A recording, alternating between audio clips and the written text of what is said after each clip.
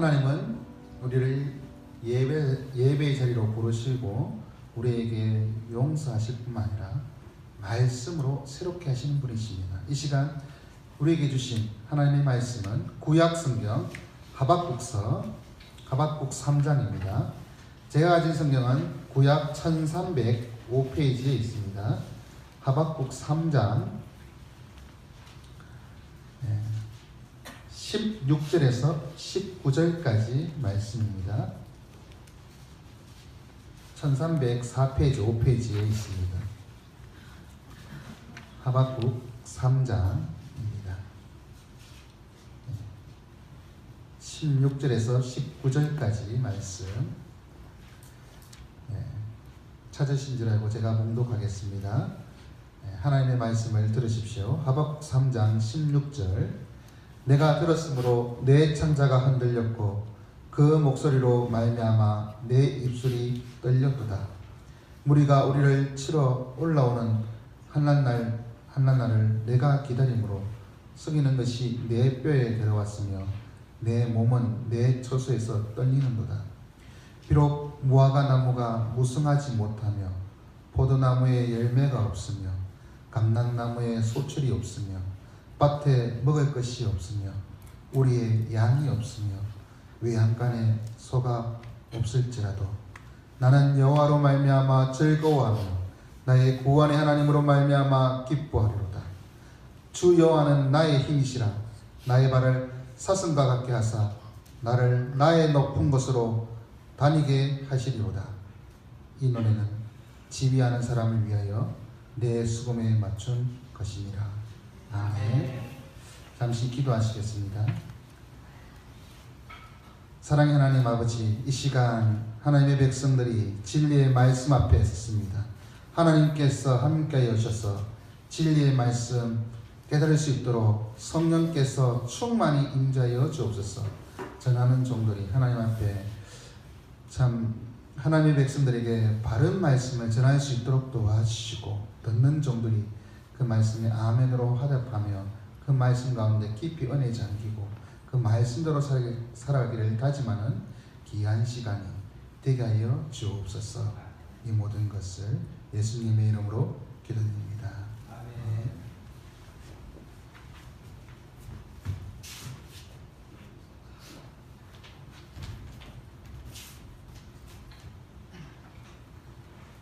네, 어린 여러분들, 오늘 좀 어색하죠. 추수감사주일 맞이해서 전도사님이랑 옆에서 같이 어른들과 함께 설교를 하는데 전도사님은 이제 여러분들 설교를 할 거예요. 그래서 여러분 전도사님 얘기 잘 들으면 돼요. 자, 오늘 본문 말씀에 이제 하박국 선지자라는 사람이 나오는데 이 오늘 본문 말씀에 나오는 이 하박국 선지자는 신앙 고백을 오늘 본문 말씀에 나오는 이 말씀이 하박국 선지자의 신앙 고백이라고 여러분들이 생각하고 있으면 될 것입니다. 자, 여러분들 우리 매년 다가오는 생일과 어린이날 또는 크리스마스 연중 행사로 여러분 기다리고 있죠? 부모님한테 스마트워치 사주세요, 혹은 스마트폰 사주세요, 아니면 또 닌텐도 사주세요, 뭐 이런 이제 많은 주문들을 하곤 하는데 여러분들 그 절기가 다가오고 그 날이 다가오면 여러분들 원하는 혹시 선물 받은 적 있나요? 있어요? 있을 수도 있고 없을 때도 많았을 것 같아요. 그리고 전도사님도 어렸을 때 그런 것들을 못 받아서 되게 슬퍼할 때가 많이 있었습니다. 그런데 여러분들 그것을 못 받았다 그래서 엄마 아빠가 나를 싫어하고 엄마 아빠가 나를 미워하고 사랑하지 않는 거구나, 그래서 내가 원하는 것을 사주지 않는 거구나 라고 생각을 혹시 하시나요? 여러분들? 하나요? 가은이 그렇게? 안 하죠? 그것처럼 그것을 사주지 않아도 엄마 아빠는 나를 사랑하고 또 엄마 아빠가 나를 정말 좋아하는구나 라는 것을 알 수가 있을 것입니다. 그래서 오늘 본문 말씀에 나오는 하박국 선지자가 나오는데 이 본문 말씀 오늘 18절 말씀을 한번 보게 되면 18절 말씀에 하박국 선지자가 이런 신앙 고백을 합니다. 나는 여호와로 말미암아 즐거워하여 나의 구원의 하나님으로 말미암아 기뻐하리로다 라는 신앙 고백을 하는데 어린 여러분들 전사님 보세요. 이 고백을 과연 하나님께서 엄청난 풍성한 축복을 해주셨기 때문에 하박국 선지자가 이러한 고백을 이 시간에 여기서 본문 말씀에 했을까요? 강서야? 했을까? 얘들아, 우리 위에서 했던 거랑 똑같이 하면 돼. 긴장하지 말고. 자, 이 신앙 고백을 한 것은 하나님께서 축복해 주셨기 때문이 아니라 하나님께서 놀라운 축복을 해주시고 뭐 하박국 선지자한테 너는 내가 10억을 줄 테니까 넌 이 10억으로 평생 살아, 먹고 살아도 돼, 나한테 기도 안 해도 돼, 이렇게 했을 때 하박국 선지자가 하나님으로 말미암아 정말 기뻐해요, 나한테 10억을 주시다니 하나님 감사합니다, 이런 고백을 한 것이 아니라 우리 17절 말씀 위에 보면 비록 무화과 나무가 무성하지 못하며 포도나무가 열매가 없으며 감람나무에 소출이 없으며 밭에 먹을 것이 없으며 우리의 양이 없으며 외양간에 소가 없을지라도 라는 이러한 구절이 나와요. 이 말씀은 뭐냐면 바로 무화과 나무가 무성하지 못하면 열매를 못 먹겠죠. 포도나무에 또한 열매가 없으면 그것도 못 먹어요. 감람나무에 소출이 없으면 먹지도 못하고 우리의 양이 없으면 젖을 짜지도 못하고 혹은 양고기도 먹을 수가 없는 거예요. 그것처럼 아무것도 먹을 수 없는 환경 속에서 하나님 한 분만이 나한테 있으면, 하나님, 나는 하나님 한 분만 내한테 있으면 하나님께 모든 것을 감사하고 모든 것이 하나님으로 말미암아 내 인생이 다 기뻐할 것입니다 라고 이런 하박국 선지자가 고백을 한 것입니다. 어린이 여러분들, 우리 하나님께서 우리에게 원하시는 것은 다른 것이 전혀 없어요.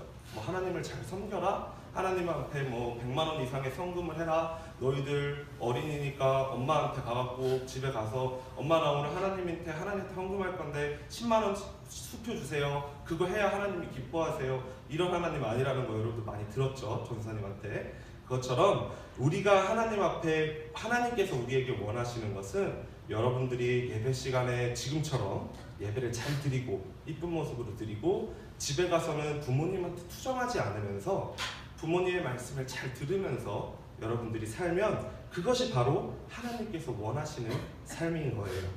그렇기 때문에 우리가 거기서 더 추가적으로 해야 될 것은 항상 전도사님과 이야기했던 것, 기도, 그리고 말씀 생활, 그리고 예배 시간에 하나님께 신령과 진정으로 예배 드리는 것, 아까도 말씀에 이야기했지만 부모님 말씀에 무조건 순종하면서 투정 부리지 않는 것, 이것들을 하나님 앞에서 여러분들이 해나간다면 하나님께서는 여러분들에게 정말 놀라운 크고 비밀한 일을 여러분들을 향해서 펼치실 거니까 그것에 감사하는 삶을 우리 어린이 여러분들이 살았으면 좋겠습니다. 이것을 어린이 예배는 마쳤는데 위로 올라가서 노는 게 아니라 여러분들 목사님 나오셔서 설교하실 때 더 자세하게 말씀을 듣도록 하겠습니다. 아멘. 좀 어색하죠? 예, 같이 제가 하는 것보다 우리 전사님이 어린이 예배에 또 어린이 대상으로 잘 하실 것 같아가지고 우리 어린이 대상 설교를 부탁드렸습니다. 우리 사랑하는 지금까지 여러분, 지난 주간 좀 잘 지내셨습니까? 주중에 심하게 흔들려가지고 저는 깜짝 놀랐습니다. 그런데 곧바로 포항에서 지진이 일어났습니다. 문자를 받았습니다. 순간 감사하더라고요. 그 감사는 좀 무너질 것 같았는데 교회가 어땠는지 모르겠는데 조금 심하게 흔들렸습니다. 걱정을 했습니다. 이거 흔들리는 거 아니야? 이렇게 그렇게 느껴지고 또 지진이 아닐까? 과연 교회가 안전할까? 하고 잠시 생각한 사이에 1분도 안 되는 시간 가운데 포항에서 지진이 났다라고 문자를 받으니까 감사한 것은 대전이 아니어서 감사한 게 아니라 그래도 이게 왜 흔들리는지 빨리 알려줘서 정부가 예전과 좀 다르게 한 사람 바뀐 것 뿐인데 공무원들은 똑같은데 뭐가 좀 달라지는 것 같구나. 그나마 감사한 거죠. 뭐 지진 일어나는 거야 뭐 누구 탓이겠습니까? 예. 하지만 그렇게 이제 사회가 바뀌어졌다라는 것에 대해서 나름 지진 가운데서도 감사한 그런 날이었습니다. 오늘 본문은 우리가 잘 아는 노래도 또 나오는 무화과 나무 잎이 마르고, 그 노래 찬양 잘 하지 않습니까? 노래를 잘한다면 제가 하겠는데 잘 못하니까 이 정도만 해도 여러분이 아실 것입니다. 그 유명한 구절입니다. 하박국의 그런 감사의 제목들이 담겨 있는 노래입니다. 그런데 이 하박국의 감사의 제목 그 노래는 그런데 감사할 수 없는 상황 가운데서 터져 나오는 감사라는 점에서 우리에게 큰 가르침을 주고 있습니다. 그래서 오늘 이 본문을 통해서 추수감사주를 맞이하는 우리에게 참된 감사의 제목이 무엇이 되어야 하고 어떻게 감사해야 할 것인지를 좀 배우고 깨닫는 시간이 되기를 원합니다. 우선 본문을 이해하기 위해서는 하박국 선지자가 언제적 사람이고 또 무슨 배경을 가지고 있는지를 살펴봐야 하지 않겠습니까?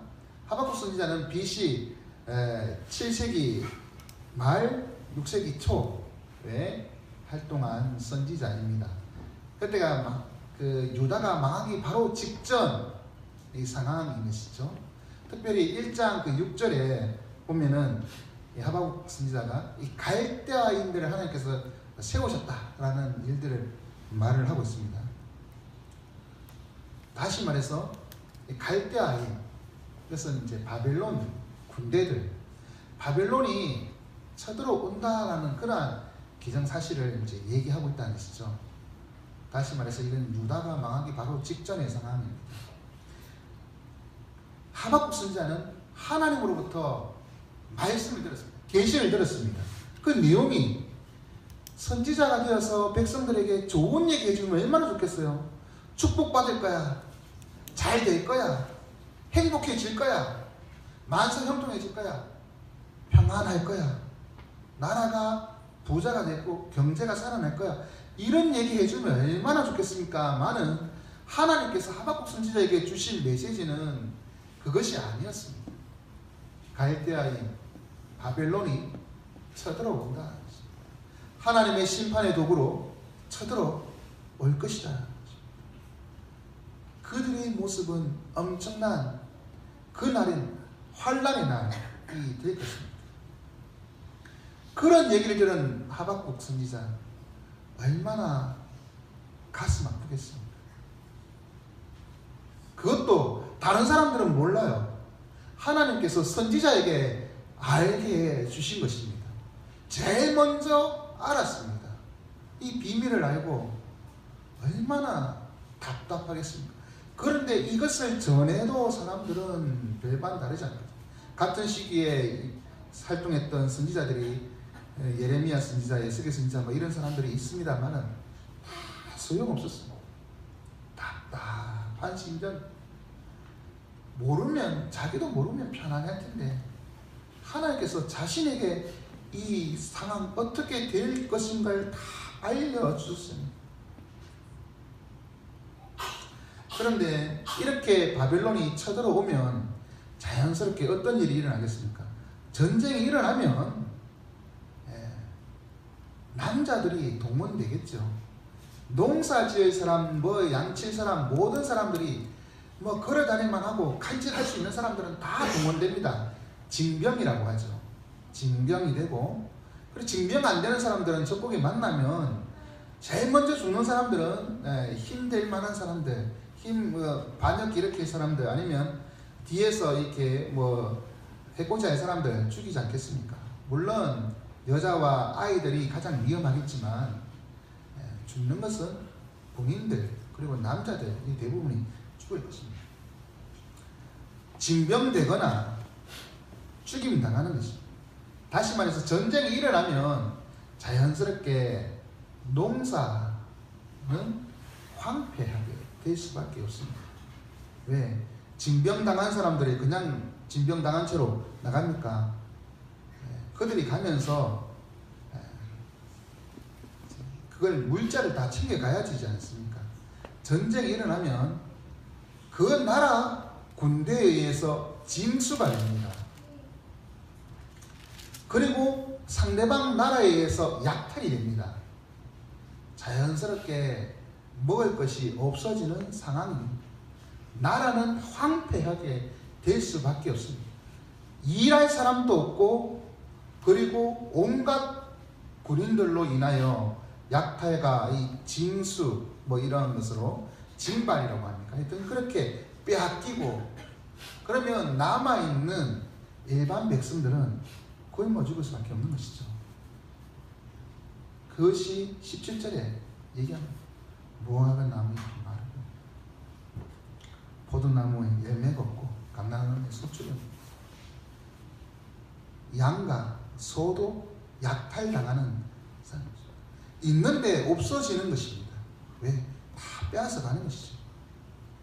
그렇게 없어지는 국토의 황폐화, 이것은 전쟁이 갖고 오는, 가져다 주는 참혹함 뿐만 아니라 전쟁 때문에 일어나는 경제가 무너지는 상황, 국가 경제가 무너지고 생존할 수 못할 정도로 심하게 망해져가는 그런 상황들을 보여주고 있습니다. 이런 상황 가운데 하나님 앞에 원망하지 않으면 그나마 다행이죠. 하나님 원망이 아니라 심하면 하나님 저주까지 할 수 있을 것입니다.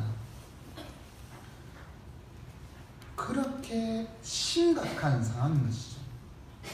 그런데 그 앞서서 하박국은 15절에서 3장 이 앞부분의 내용은 하나님께서 이 바벨론을 치시는 내용을 갖고 있습니다. 특별히 15절에 보십시오. 주께서 말을 타시고 바다 곧 큰 물을, 이 파도를 밟으셨도다. 하나님께서 바벨론에 대한 심판을 선포하고 있습니다.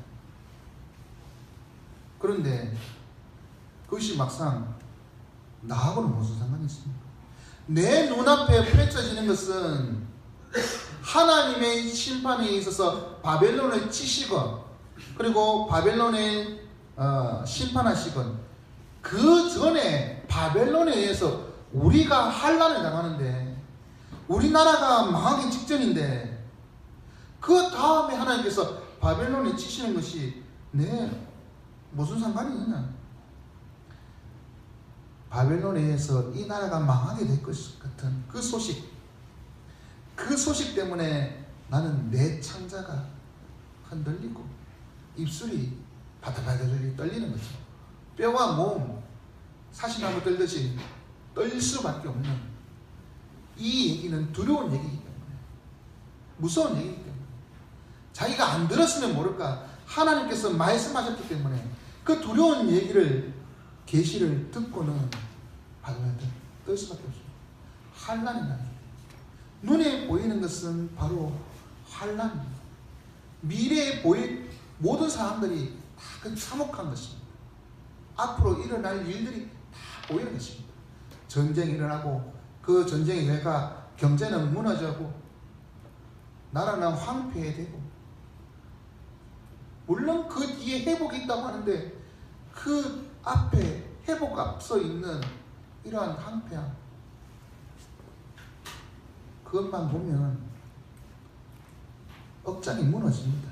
창자, 입술, 뼈, 몸, 뭐 떨릴 수 있는 거는 다 사시나무 떨듯이 떨 수밖에 없는 상황입니다. 왜 그럴까요? 보이는 것 때문에, 자신이 본 것 때문에 그런 것입니다. 우리에게 주어진 상황 때문에, 그 상황 가운데서 하나님께 감사의 제목을 찾으시는 우리 지금까지 여러분 상황 가운데 과연 감사의 제목들을 찾는다면 무엇이 있겠습니까? 보는 것 가운데, 보이는 것 가운데 감사의 제목을 찾으면 진짜 손가락 세어 볼 만큼 작을 것입니다. 아니, 한 손가락도 필요 없고 이 하나도 안 나올 사람도 있습니다. 우리가 가진 것으로, 우리의 눈에 보이는 것으로 감사의 제목을 찾는 즉시 우리에게는 감사가 아니라 부족함, 불안, 불만족, 그러한 것들이 보일 것입니다. 남들보다 많이 가지지 못했기 때문에, 남들보다 부족하기 때문에 여러 가지로 힘들 것입니다. 들리는 것은 미래의 참혹함. 청년 실업이 몇만 명이고, 몇만 명이 아니죠. 몇십만 명에서 넘어갔습니까? 예. 졸업해도 뭐 해야 될지 모르겠고, 그래서 계속 학교에 있는 게 낫고, 그런 시대입니다. 네. 들리는 것, 보이는 것, 감사의 거리가 전혀 없는 것이죠. 감사는커녕 그런 소리를 들을 때마다, 그런 것을 볼 때마다 떨릴 수밖에 없는 상황들을 맞이하고 있지 않습니까? 그런데 하박국은 이러한 상황 가운데서도 감사의 제목을 찾아내는 신앙이 있었습니다. 그가 감사의 제목으로 찾아낸 것은 무엇입니까? 바로 바벨론을 치시는 그 하나님께서 나의 하나님이시다는 것입니다. 나의 하나님께서 바벨론을 치신다는 것은 결국 하나님의 승리는 나의 승리가 된다는 것을 의미하는 것입니다. 상황을 바라보면 눈에 보이는 것만을 의지하면 절망뿐입니다. 하지만 하나님, 눈에 보이지 않으시는 하나님을 바라보면서 그분을 나의 하나님이라고 고백할 때 나는 힘을 얻는 것입니다. 그래서 하박국은 나는 여호와로 말미암아 즐거워하며 나의 구원의 하나님으로 말미암아 기뻐하리로다 고백하고 있는 것이죠. 15절에 대적들을 치시고 승리하시는 하나님께서 나의 하나님이 되시는 것입니다. 얼마나 감사합니까? 남의 하나님, 나와 상관없는 하나님, 그 하나님이면 나는 아무런 소용이 없습니다. 나와 상관이 있는 하나님, 나에게 승리를 주시는 하나님, 그 고백이 그를 절망 가운데서도 감사할 수 있는 것이죠. 그런데 그 나의 하나님께서 어떤 하나님이냐? 구원의 하나님이시라 고백하고 있습니다. 구원의 하나님, 하나님의 승리가 나의 구원으로 이루어진다는 것입니다. 비록 환난 날이 두렵고 떨리죠. 그런데도 불구하고 구원해 주시는 하나님이 계시니 우리는 흔들리지 않는다는 것입니다. 하박국은 2장 4절에서 의인은 믿음으로 말미암아 살리라 라고 했습니다. 이것은 바울이 그리고 히브리서 기자가 신약에서 인용하고 있는 것입니다. 믿음으로 산다는 것은 결국 믿음으로 구원을 얻는다는 것입니다. 비록 바벨론이 쳐들어오고 그 이후에 펼쳐질 상황들은 암울하고 참혹한 상황이겠지만 그럼에도 불구하고 믿음이 있는 자는 그 속에서도 살 수가 있습니다. 하나님이 우리에게 요구하시는 믿음이 무엇입니까? 눈에 보이는 것 보지 말고 보이지 않는 하나님을 신뢰하라는 것 아니겠습니까? 그리고 또 우리에게 특별히 그 아들 예수 그리스도를 보내주시고 예수 그리스도를 믿음으로 구원 얻으라, 그것을 얘기하고 있지 않습니까? 우리는 바로 구원의 하나님, 예수 그리스도를 보내주시고 그 피값으로 우리를 사신 그 하나님, 그 하나님을 만난 것으로 감사할 수밖에 없는 것입니다. 이것이 감사의 제일 된 제목이 아니겠습니까? 그런데 하나님께서 어떻게 구원해 주신다고 그렇게 고백합니까? 19절에 이 하박국은 하나님이 구원의 하나님인데 어떤 방법으로 구원해 주신지를 고백합니다.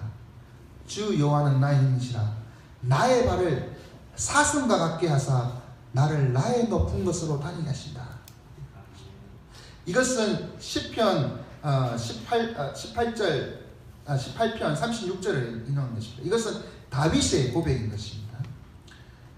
그 속에서 사슴과 같게 한다라는 거 하는 것은, 사슴은 이 높은 곳으로도 다닐 수 있는 그러한 능력이 민첩한 동물입니다. 그런데 이 돌아다니면서 대적으로부터 안전하게 피해 다닐 수 있도록 해 주실 것이다.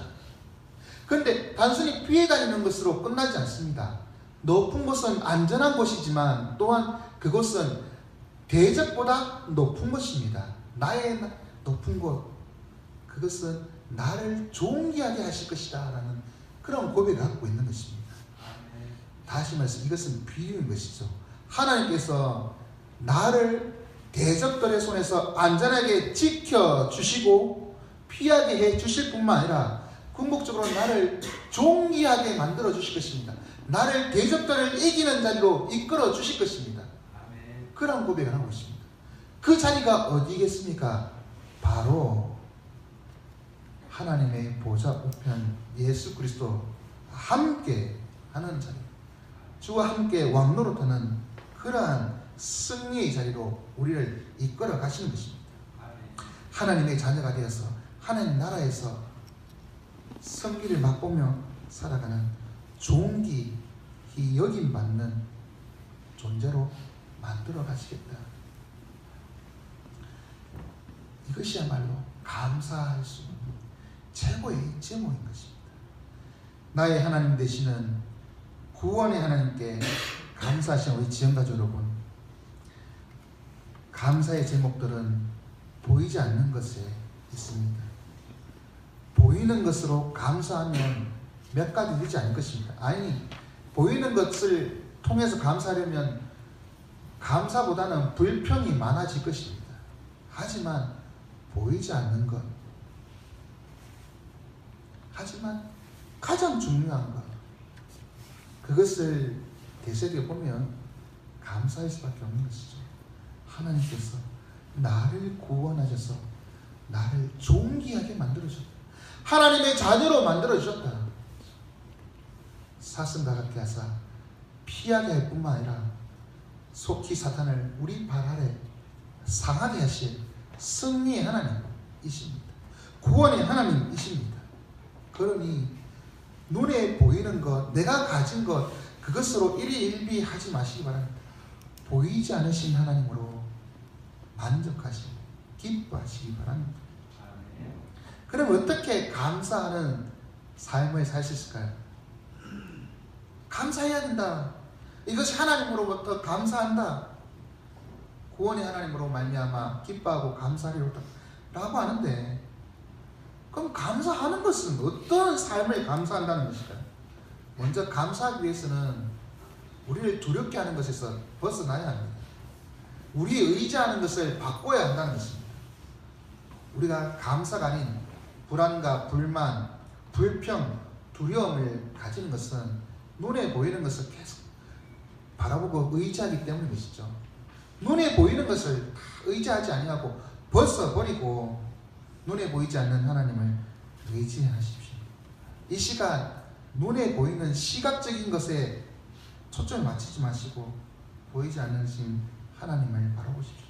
진짜 두려운 것은 내가 무엇을 가지지 못했기 때문에 두려운 것이 아니라, 그것 때문에 힘이 없는 것이 아니라, 하나님이 나를 떠나면 그것이 두려운 것이고, 하나님이 나를 떠나면 내가 절망할 수밖에 없는 것입니다. 반대로 내게 아무것도 없다 하더라도 하나님이 함께 하시면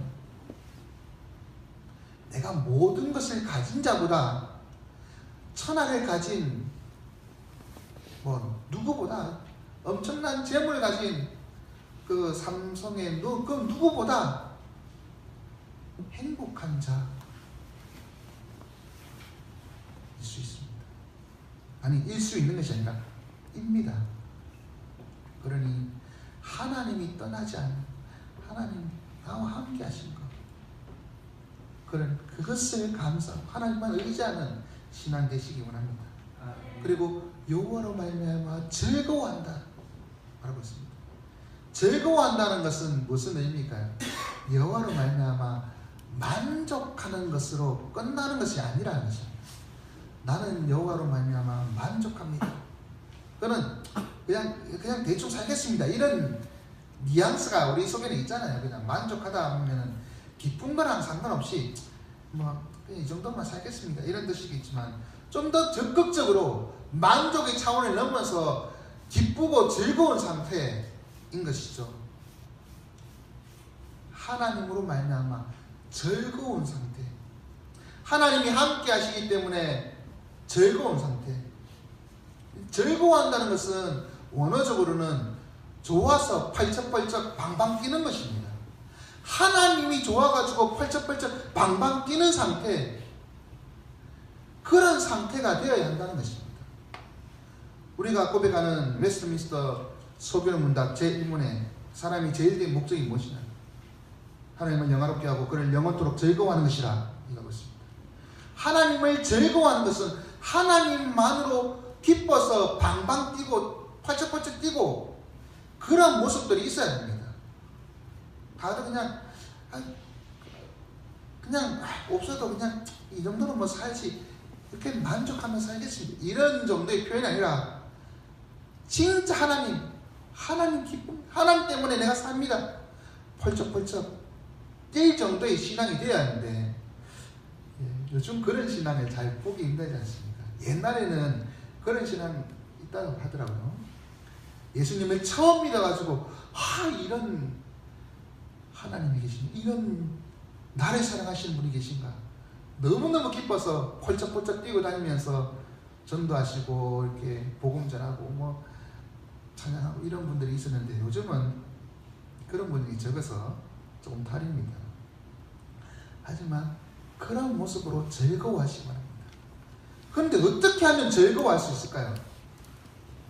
그냥 이렇게 펄쩍펄쩍 뛰고 방방 뛰고 이렇게 하면은 세상 사람들이 보면 조금 이제 뭐가 부족한 사람 아닌가 이렇게 보겠죠. 펄쩍펄쩍 뛰려면 단순히 행동만 이렇게 춤추듯이 이렇게 하려면 음악이 나와야 합니다. 그냥 춤추면 이상한 사람이고 음악에 맞춰 춤추면 제대로 된 사람입니다. 근데 음악이 뭡니까? 오늘 이 19절 끝에 보면 하박국이 이 노래를 다 합니다. 다 하고 나면 이 노래는 지휘하는 사람을 위하여 내 수금에 맞춘 것이다. 지휘하는 사람이 있다는 것은 그 지휘에 따라 합창을 부르는 사람들이 있다는 얘기입니다. 함께 부를, 공동체가 부를 노래입니다. 다시 말해서 찬양으로 함께 불러야 합니다. 내가 즐거워, 내가 기쁘고 하나님 안에서 하나님으로 말미암아 펄쩍펄쩍 방방 뛸 정도로 기쁜 것, 공동체가 함께 찬양하면서 하나님을 높일 때, 하나님을 찬양할 때 그에 따라 우리의 반응이 그렇게 난다는 것입니다. 하나님 향한 기쁨의 찬송이 우리 속에 가득하길 원합니다. 신앙 고백적인 찬송이 가득하기를 원합니다. 입술을 열어서 세상 노래, 요즘 젊은이들 부르는 노래 뭔지 모르겠습니다. 랩을 하든지 뭘 하든지 그런 것보다 7080 노래를 부르는 것보다 하나님을 찬양하는 노래, 그 노래가 흥얼거려져야 할 것입니다. 저는 저것도 오늘 고백하자면 아침에 아이와 함께 부르던 동요가 입술에서 이렇게 나오더라고요. 이것부터 동요도 좋겠지만 하나님 하는 찬양 그냥 심심찮게 흘러나올 때 그래야지 기쁨의 방방이 그런 행동이 나오지 않겠습니까? 감사가 터져 나오도록 우리의 입술에서 찬양이 생활화되기를 원합니다.